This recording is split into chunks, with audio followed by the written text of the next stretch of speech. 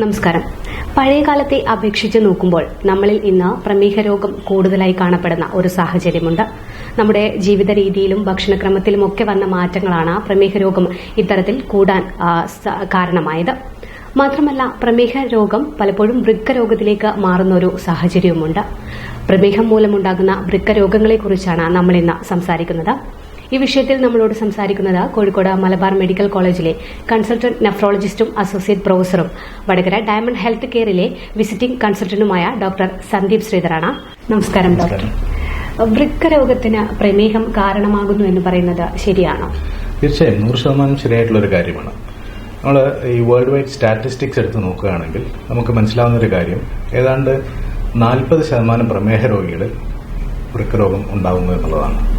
വൃക്കരോഗം എന്ന് പറയുന്നത് ഡയബറ്റിസ് അഥവാ പ്രമേഹത്തിന്റെ ഒരു മൈക്രോവാസ്കുലാർ കോംപ്ലിക്കേഷനാണ്. റെറ്റിനോപ്പത്തി, ന്യൂറോപ്പത്തി എന്ന് പറയുന്ന പോലെ ഒരു മൈക്രോവാസ്കുലാർ കോംപ്ലിക്കേഷനാണ്. ഒരു നെഫ്രോളജി OP അല്ലെങ്കിൽ ഒരു ഡയാലിസിസ് യൂണിറ്റ് എടുത്തു നോക്കുകയാണെങ്കിൽ അവിടെ വരുന്ന രോഗികളിൽ ഏറ്റവും കൂടുതൽ ആൾക്കാർക്ക് വൃക്കരോഗം വരുന്നതിന്റെ കാരണം ഡയബറ്റിസ് ആണ്. അതുകൊണ്ട് പ്രമേഹം കാരണം വൃക്കരോഗം വരുമോ എന്നുള്ള ചോദ്യത്തിന് വളരെ വ്യക്തമായ ഉത്തരം അതെ എന്നുള്ളത് തന്നെയാണ്. ഡോക്ടർ, എങ്ങനെയാണ് പ്രമേഹം വൃക്കകളെ ബാധിക്കുന്നത്? ഇത്തരത്തിലേക്ക് ഇതെങ്ങനെയാണ് മാറുന്നത്? നമുക്കറിയാം, വൃക്കകൾ നമ്മുടെ ശരീരത്തിലെ അരിപ്പകളാണ്. നമ്മുടെ ഓരോ വൃക്കയിലും ഏതാണ്ട് 10 ലക്ഷം അരിപ്പകൾ അഥവാ നെഫ്രോൺസ് ഉണ്ട്. പ്രമേഹ രോഗത്തിൽ എന്താണ് സംഭവിക്കുന്നതെന്ന് വെച്ചാൽ, നമ്മുടെ ഈ നെഫ്രോൺസിൽ ഈ രക്തം അരിച്ച് വരുന്ന ഒരു ഭാഗം, ഗ്ലോമറുലസ് എന്ന് പറയുന്ന ഒരു ഭാഗമുണ്ട്. ആ ഭാഗത്ത് ഉള്ള ഡാമേജ് വരുന്നതാണ്. ക്ഷതം ഉണ്ടായിട്ട് അതൊരു ഗ്ലോമറുലോസ്ക്ലിറോസിസ് എന്ന് പറയുന്ന ഒരു അവസ്ഥയിലേക്ക് പോവുകയും അത് കാരണം മൂത്രത്തിലേക്ക് വരാൻ പാടില്ലാത്ത പദാർത്ഥങ്ങൾ, അതായത് പ്രോട്ടീൻ പോലുള്ള പദാർത്ഥങ്ങൾ വരികയും ചെയ്യുന്നു. കാലക്രമേണ വൃക്കകളുടെ പ്രവർത്തനക്ഷമതയെ തന്നെ ബാധിക്കുന്ന അവസ്ഥയാണ് ഡയബറ്റിക് കിഡ്നി ഡിസീസ് എന്ന് പറയുന്നത്. ഈ ഷുഗറിനുള്ള മെഡിസിൻസ് നമ്മൾ തുടർച്ചയായിട്ട് കഴിക്കുന്നത് വൃക്കകളെ ബാധിക്കുന്നുണ്ടോ? നെഫ്രോളജിസ്റ്റുകൾ കേൾക്കുന്ന ഏറ്റവും സാധാരണമായിട്ടുള്ള ഒരു ചോദ്യമാണ്, അല്ലെങ്കിൽ പരാതി ആണ്, ഡോക്ടറെ വർഷങ്ങളായിട്ട് എനിക്ക് പ്രമേഹ രോഗമുണ്ട്, അതിനുള്ള മരുന്നുകൾ കഴിച്ച് എന്റെ വൃക്കകൾ തകരാറിലായി എന്നുള്ളത്. അത് തികച്ചും തെറ്റായിട്ടുള്ള ഒരു ധാരണയാണ്, ഒരു മിഥ്യാധാരണയാണ്. മരുന്നുകൾ, അതായത് പ്രമേഹത്തിനായിക്കോട്ടെ എന്ത് അസുഖത്തിനായിക്കോട്ടെ, ശരിയാവണ്ണം ഉപയോഗിച്ചാൽ നമ്മുടെ ഒരു അവയവത്തിനെയും ബാധിക്കുന്നില്ല. ഞാൻ വീണ്ടും പറയുന്നു, ശരിയാവണ്ണം ഉപയോഗിക്കുക, ശരിയായ രീതിയിൽ ഉപയോഗിക്കുകയാണെങ്കിൽ ഒരു അവയവത്തിനെയും ബാധിക്കുന്നില്ല. പക്ഷെ പലപ്പോഴും എന്താണ് സംഭവിക്കുന്നത് നോക്കാം. നമുക്കൊരു 2-3 മാസത്തേക്ക് എഴുതുന്ന മരുന്നുകൾ, അത് ഒരു 5-6 മാസത്തേക്ക് കഴിക്കുക, അല്ലെങ്കിൽ 2 വർഷത്തേക്ക് കഴിച്ചിട്ടാണ് രോഗികൾ പിന്നെ തിരിച്ചു വരുന്നത്. അത് തെറ്റായ ഉപയോഗമാണ്. പിന്നെ സംഭവിക്കുന്നതെന്ന് വെച്ച് കഴിഞ്ഞാൽ, നമ്മുടെ നാട്ടിൽ വളരെ സാധാരണയായി സംഭവിക്കുന്നത്, പെട്ടെന്ന് എന്തെങ്കിലും ആവശ്യം വരുമ്പോൾ അടുത്തുള്ള മെഡിക്കൽ ഷോപ്പ് പോയിട്ട് മരുന്ന് വാങ്ങിക്കുക, പ്രിസ്ക്രിപ്ഷൻ ഇല്ലാതെ, ഡോക്ടറുടെ കുറിപ്പടി ഇല്ലാതെ മരുന്ന് വാങ്ങി കഴിക്കുക. അങ്ങനെ വരുമ്പോഴും നമ്മുടെ കിഡ്നിയെ ബാധിക്കാം. 3, പലപ്പോഴും പ്രമേഹ രോഗികൾ പല രീതിയിലുള്ള മരുന്ന് കഴിക്കുന്നുണ്ടാവാം, BP-ക്കുള്ള മരുന്ന് കഴിക്കുന്നുണ്ടാവാം. അങ്ങനെ വരുമ്പോൾ ചിലപ്പോൾ ചില ചേരാത്ത മരുന്നുകൾ ഇതിന്റെ കൂടെ വരുമ്പോൾ, പ്രത്യേകിച്ചും വേദനാസംഹാരികൾ ഇതിന്റെ കൂടെ വരുമ്പോൾ അത് കിഡ്നിയെ ബാധിക്കും. അപ്പോൾ നമ്മൾ ചെയ്യേണ്ട ഒരു കാര്യം, പ്രത്യേകിച്ചും പ്രമേഹ രോഗികൾ ചെയ്യേണ്ട ഒരു കാര്യം, നമ്മൾ ഒരു ഡോക്ടറത്തേക്ക് പോകുമ്പോൾ, സ്ഥിരമായി കാണിക്കുന്ന ഡോക്ടറല്ല വേറൊരു ഡോക്ടറത്തേക്ക് പോകുമ്പോൾ, നമ്മൾ കഴിക്കുന്ന മരുന്നുകളുടെ എല്ലാ ലിസ്റ്റും എടുത്തിട്ട് വേണം പുതിയ ഡോക്ടറടുത്തേക്ക് പോകാനും. ഡോക്ടർ, ഞാൻ ഈ മരുന്ന് കഴിക്കുന്ന ആളാണ്, താങ്കൾ എഴുതുന്ന മരുന്ന് എനിക്ക് പറ്റുമോ എന്ന് ഉറപ്പുവരുത്തേണ്ട ആവശ്യമുണ്ട്. വീണ്ടും ഞാൻ പറയുകയാണ്, ശരിയാവണ്ണം മരുന്നുകൾ ഉപയോഗിക്കുകയാണെങ്കിൽ ഒരു കാരണവശാലും പ്രമേഹത്തിനോ പ്രഷറിനോ തൈറോയിഡിനോ എന്ത് അസുഖത്തിന് കഴിക്കുന്ന മരുന്നുകളും വൃക്കയോ കരളിനെയോ ബാധിക്കുന്നില്ല. ശരിയായ രീതിയിൽ ഉപയോഗിക്കുക എന്ന് ഞാൻ വീണ്ടും പറയുകയാണ്. നമുക്ക് എല്ലാവർക്കും ഉള്ള പ്രശ്നമാണ് അത്. എന്തെങ്കിലും അസുഖത്തിന് മരുന്ന് കഴിച്ചാൽ അത് വൃക്കകളെ ബാധിക്കുമോ? പ്രമേഹ രോഗികൾ മാത്രമല്ല, പൊതുവെ നമുക്ക് ആ ഒരു സംശയം എപ്പോഴും ഉണ്ടാവാറുണ്ട്.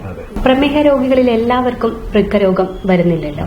അത് എങ്ങനെയാണ്? അതിന്റെ ഒരു ആർക്കൊക്കെയാണ് വരുന്നത്, എങ്ങനെയൊക്കെയാണ്?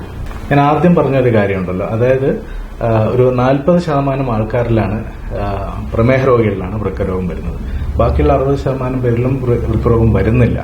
ചില റിസ്ക് ഫാക്ടേഴ്സ് ഉള്ള ആൾക്കാരിലാണ് ഇത് വരുന്നത്. ഒന്ന്, അൺകൺട്രോൾഡ് ആയിട്ടുള്ള ഷുഗർ, ഹൈപ്പർ ടെൻഷൻ അഥവാ ഹൈ BP ഉള്ള ആൾക്കാർ, ഹെറിഡിറ്റി അതായത് പാരമ്പര്യം ആയിട്ട് വൃക്കരോഗം ഉള്ള ആൾക്കാർ, പിന്നെ വൃക്കയെ ബാധിക്കുന്ന ബാക്കിയുള്ള അസുഖങ്ങൾ, അതായത് സ്റ്റോൺസ്, ഇടയ്ക്കിടയ്ക്കുണ്ടാകുന്ന യൂറിനറി ഇൻഫെക്ഷൻ, പിന്നെ ചില വേദനാ സംഹാരികളുടെയൊക്കെ അമിത ഉപയോഗം, ഇതൊക്കെയുള്ള ആൾക്കാരിലാണ് കൂടുതലായിട്ടും വൃക്കരോഗം വരാനുള്ള സാധ്യതയുള്ളത്.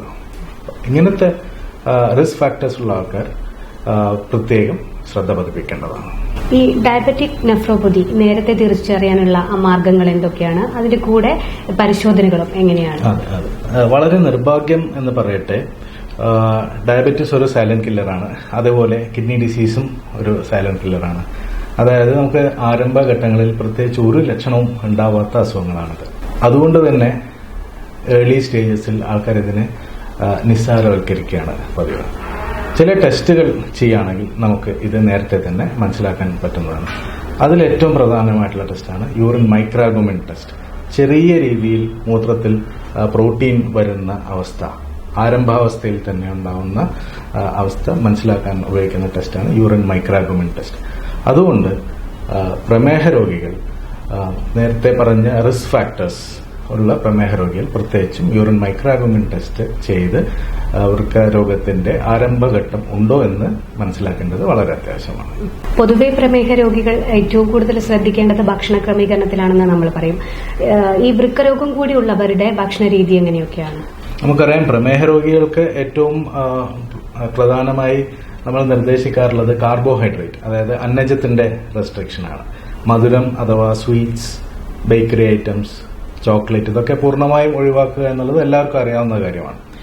അതിന്റെ കൂടെ നമുക്ക് വൃക്കരോഗത്തിന്റെ ആരംഭം അല്ലെങ്കിൽ വൃക്കരോഗം ഉണ്ടെങ്കിൽ നമ്മൾ കൂടുതൽ ശ്രദ്ധിക്കേണ്ടിയിരിക്കുന്നു. നമുക്ക് ഭക്ഷണത്തിൽ കൊഴുപ്പിന്റെ അളവ് കൺട്രോൾ ചെയ്യേണ്ട ആവശ്യമുണ്ട്. വൃക്കരോഗികൾ പ്രത്യേകം ശ്രദ്ധിക്കേണ്ടത് പ്രോട്ടീൻ റെസ്ട്രിക്ഷനാണ്. കാരണം നമുക്ക് മൂത്രത്തിലുള്ള പ്രോട്ടീൻ ലീക്കാണ് സംഭവിക്കുന്നത്. കൂടുതൽ പ്രോട്ടീൻ കഴിക്കുകയാണെങ്കിൽ ആ പ്രോട്ടീൻ ലീക്ക് കൂടുകയുള്ളൂ. അതുകൊണ്ട് നമുക്കൊരു പ്രോട്ടീൻ റെസ്ട്രിക്റ്റഡ് ഡയറ്റാണ് വൃക്കരോഗികൾ പറയാറുള്ളത്. ആനിമൽ പ്രോട്ടീൻസ്, പ്രത്യേകിച്ചും റെഡ് മീറ്റ് ഒഴിവാക്കുക എന്നുള്ളത് ആവശ്യമാണ്. റെഡ് മീറ്റ് ഒഴികെയുള്ള ആനിമൽ പ്രോട്ടീൻസും പ്ലാന്റ് പ്രോട്ടീൻസും മിതമായിട്ടുള്ള അളവിൽ ഉപയോഗിക്കാവുന്നതിന് വിഷമമൊന്നുമില്ല. ഈ ഡയബറ്റിക് നെഫ്രോപ്പതി നമുക്ക് ചികിത്സിച്ച് ഭേദമാക്കാൻ സാധിക്കുമോ? ഏതൊരു കിഡ്നി അസുഖവും പോലെ തന്നെ ഡയബറ്റിക് കിഡ്നി ഡിസീസിനും 5 ഘട്ടങ്ങളാണുള്ളത്, 5 സ്റ്റേജസ്. അതിൽ ആദ്യത്തെ 3 സ്റ്റേജസ് റിവേഴ്സിബിൾ ആണ്, ഏർലി സ്റ്റേജസ് എന്ന് പറയുന്നു. ഈ 4ഉം 5ഉം ഘട്ടമാണ് നമുക്ക് ഇറിവേഴ്സിബിൾ സ്റ്റേജസ് എന്ന് പറയുന്നത്, അഡ്വാൻസ് കിഡ്നി ഡിസീസ് എന്ന് പറയുന്നത്.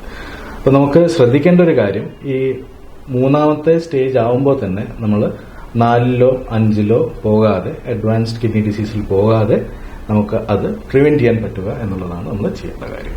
ഈ അസുഖം അഡ്വാൻസ്ഡ് അഥവാ ലേറ്റ് ആയിട്ടുള്ള ഒരു സ്റ്റേജിലേക്ക് എത്തുമ്പോൾ നമ്മുടെ ചികിത്സ എങ്ങനെയൊക്കെയാണ്? ഇപ്പോൾ സ്റ്റേജ് 5 കിഡ്നി ഡിസീസ് അഥവാ എൻ സ്റ്റേജ് കിഡ്നി ഡിസീസ് എന്ന് പറയുന്നത് എത്തുമ്പോഴാണ് നമുക്കെല്ലാവർക്കും അറിയാം ഡയാലിസിസ് എന്ന് പറയുന്ന ചികിത്സ ആവശ്യം വേണ്ടി വരുന്നത്.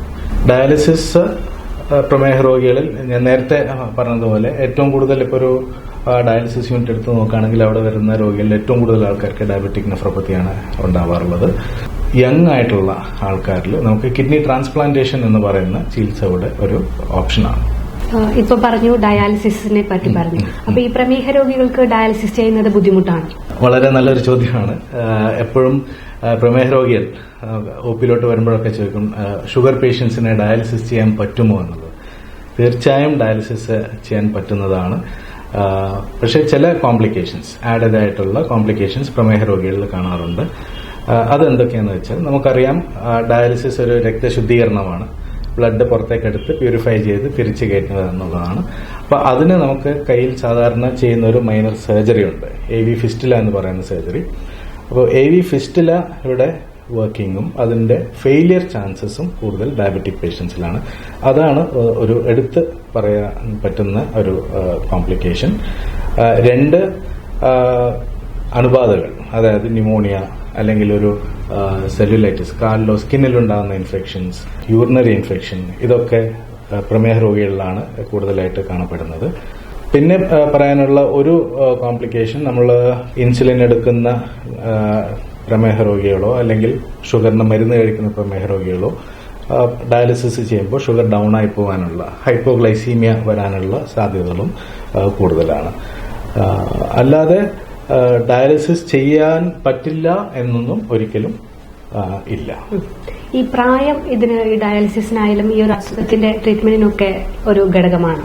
ഒരു ഘടകം തീർച്ചയായും ആണ്. കാരണം നമ്മൾ എൽഡർലി ആയിട്ടുള്ള പേഷ്യൻസ്, നമുക്ക് വളരെ പ്രായം കൂടിയ പേഷ്യൻസിന് നമ്മൾ ചിലപ്പോൾ ഉദ്ദേശിച്ച രീതിയിൽ ഡയാലിസിസ് ചെയ്തു കഴിഞ്ഞാൽ ഫലം കണ്ടില്ല എന്ന് വരാം. ഒരു 90+ അല്ലെങ്കിൽ ഒരു 85+ ഒക്കെ ഉള്ള പേഷ്യൻസിന് ബാക്കി അവർക്ക് പ്രമേഹം മാത്രമല്ല ബാക്കി പല രീതിയിലുള്ള ഹൃദ്രോഗം, സ്ട്രോക്ക്, ബാക്കി വാസ്കുലർ ഡിസീസ് അങ്ങനെയുള്ള പല അസുഖങ്ങളും ഉണ്ടാവാറുണ്ട്. അപ്പോൾ അങ്ങനെ വരുമ്പോൾ നമ്മളൊരു ഫാമിലിയായിട്ട് ഡിസ്കസ് ചെയ്ത് ഒരു ലോജിക്കലായിട്ടുള്ള ഒരു ഡിസിഷൻ എടുക്കേണ്ട ആവശ്യമുണ്ട്.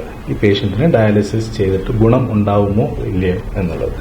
യങ് പേഷ്യൻസിന് എന്തായാലും നമ്മൾ ഡയാലിസിസ് ചെയ്ത് നെക്സ്റ്റ് സ്റ്റേജ് ആയിട്ട് ട്രാൻസ്പ്ലാന്റേഷൻ തന്നെയാണ് ഉപദേശിക്കാറുള്ളത്. നമ്മളിപ്പോ ഇത്രയും സമയം ഈ ഒരു അസുഖത്തിന്റെ പല ഘട്ടങ്ങളെക്കുറിച്ചും കാര്യങ്ങളെക്കുറിച്ചും പറഞ്ഞു. ഏറ്റവും പ്രധാനമായിട്ട് ചോദിക്കാനുള്ളത്, ഇത് എങ്ങനെയാണ് നമ്മൾ തടയുന്നത്? ഡയബറ്റിക് നെഫ്രോപ്പതി എങ്ങനെ പ്രിവെന്റ് ചെയ്യാൻ പറ്റും? ഏതൊരു അസുഖത്തിന്റെയും ഫണ്ടമെന്റൽ ഡിക്റ്റം എന്ന് വെച്ചാൽ prevention is better than cure എന്നുള്ളതാണ്. ഡയബറ്റിക് കിഡ്നി ഡിസീസ് അഥവാ ഡയബറ്റിക് നെഫ്രോപ്പതിയിലും ഇത് പൂർണ്ണമായും ശരിയായിട്ടുള്ള ഒരു കാര്യമാണ്. ഡയബറ്റിക് നെഫ്രോപ്പതി വന്നതിന് ശേഷം എന്ത് ചെയ്യണം എന്നുള്ളതല്ല നമ്മൾ ആലോചിക്കേണ്ട കാര്യം എങ്ങനെ പ്രമേഹം വരാതെ നോക്കാന്നുള്ളതാണ്. പ്രൈമറി പ്രിവെൻഷൻ അവിടെയാണ്. പ്രാരംഭഘട്ടത്തിൽ തന്നെ അത് പ്രതിരോധിക്കുക എന്നുള്ളത് പ്രൈമറി പ്രിവെൻഷൻ. പ്രമേഹം വരാതെ നോക്കുക, ജീവിതശൈലിയിൽ ആവശ്യം വേണ്ട രീതിയിലുള്ള മാറ്റങ്ങൾ വരുത്തുക, നമ്മുടെ കാലാവസ്ഥയ്ക്കും സംസ്കാരത്തിനും അനുസൃതമായിട്ടുള്ള ഭക്ഷണ രീതി ഉൾക്കൊള്ളുക. ഇതൊക്കെയാണ് നമുക്ക് പ്രൈമറി പ്രിവെൻഷനിൽ ആവശ്യമുള്ളത്. ശരി, നിർഭാഗ്യവശാൽ ഒരാൾക്ക് ഡയബറ്റീസ് വന്നു എന്ന് തന്നെ ഇരിക്കട്ടെ. അപ്പോൾ ചെയ്യേണ്ട കാര്യങ്ങൾ എന്താ വെച്ച് കഴിഞ്ഞാൽ നമ്മൾ സമയാസമയം വേണ്ട പരിശോധനകൾ ചെയ്യുക. ഡയബറ്റീസിന്റെ ആദ്യഘട്ടങ്ങളിൽ അല്ലെങ്കിൽ ഏർലി സ്റ്റേജസിൽ അതിനെ നിസ്സാരവൽക്കരിക്കാതെ അതിനാവശ്യമുള്ള ചികിത്സകൾ, മരുന്നുകളും പരിശോധനകളും റെഗുലറായിട്ട് ചെയ്യുക എന്നുള്ളതാണ്. വീണ്ടും നിർഭാഗ്യവശാൽ ഡയബറ്റിക് നെഫ്രോപ്പതി വന്നു തന്നെ എന്നിരിക്കട്ടെ. അങ്ങനെയാണെങ്കിൽ തന്നെ നമുക്ക് ഈ ഏർലി സ്റ്റേജസിൽ തന്നെ അതിനെ പ്രിവെന്റ് ചെയ്യാനായി ആവശ്യമുള്ള മരുന്നുകളും ഭക്ഷണ രീതിയിൽ, നേരത്തെ പറഞ്ഞ രീതിയിലത്തെ ഭക്ഷണ രീതിയിലുള്ള മാറ്റങ്ങളും ഉൾക്കൊള്ളുക. നമ്മുടെ നാട്ടിൽ എല്ലാം ഒരുപാട് ഡയാലിസിസ് സെന്റേഴ്സ് ഇപ്പോൾ പോലെ മുളച്ചു വരികയാണ്. എല്ലാ പഞ്ചായത്തിലും ഇപ്പോൾ ഓരോ ഡയാലിസിസ് സെന്റേഴ്സ് എന്നുള്ള നിലയിലേക്ക് മാറിയിരിക്കുകയാണ്. പക്ഷെ നമുക്ക് കൂടുതൽ ഹോസ്പിറ്റൽസോ കൂടുതൽ ഡയാലിസിസ് സെന്റേഴ്സോ കൂടുതൽ ഡോക്ടേഴ്സോ അല്ല നമുക്ക് ആവശ്യമുള്ളത്. നമുക്ക് ആവശ്യമുള്ളത് മൈതാനങ്ങളും സൈക്കിൾ പാത്വേസും ഇതൊക്കെയാണ് ഇപ്പോൾ ആവശ്യമുള്ളതും.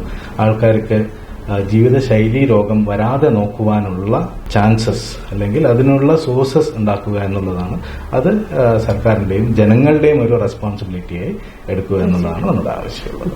പ്രമേഹ രോഗികളിൽ ഉണ്ടാകുന്ന വൃക്കരോഗം അല്ലെങ്കിൽ പ്രമേഹം മൂലമുണ്ടാകുന്ന വൃക്കരോഗത്തെക്കുറിച്ചാണ് ഡോക്ടർ ഇത്രയും സമയം നമ്മളോട് സംസാരിച്ചത്.